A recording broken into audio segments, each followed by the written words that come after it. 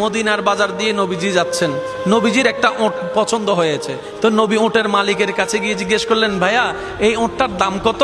ওই দামাদামি হলো, নবী সে দামে কিনতে রাজি হলেন, কিন্তু নবীর কাছে তখন অর্থ ছিল না। তখন নবীজি ওনাকে বললেন, আপনি আমাকে ওঁটটা দেন, আমি এখনই গিয়ে আপনার সেই প্রাপ্যটা পাঠিয়ে দিচ্ছি। ওঁটের মালিক ওনাকে ওঁটটা দিয়ে দিলেন। আশেপাশে যারা ওঁটের মালিক ছিল সবাই জিজ্ঞেস করতেছে, এই পাগলা, তুমি কি যাকে ওঁট দিয়েছো তাকে চিনো? বলে যে না। নাম জানো? বলে যে না। পরিচয় জানো? বলে যে না। ঠিকানা জানো?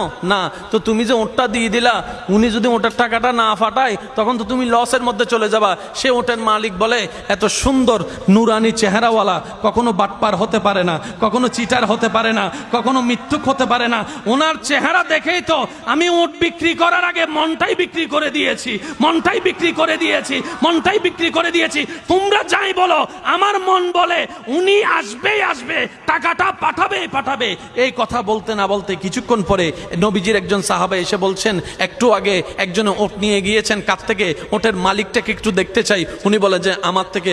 তো উনি বললেন, আমাদের নবী আপনার থেকে ওটটা নিয়ে গিয়েছেন, ধরেন ওটের টাকাটাও দিয়েছেন, আপনাদের খাবার জন্য কিছু খেজুরও হাদিয়া পাঠিয়েছেন, খেজুরও হাদিয়া পাঠিয়েছেন।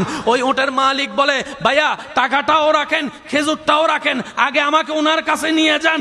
আমি ওট বিক্রি করি নাই, আমার দিলটাই বিক্রি করে দিয়েছি।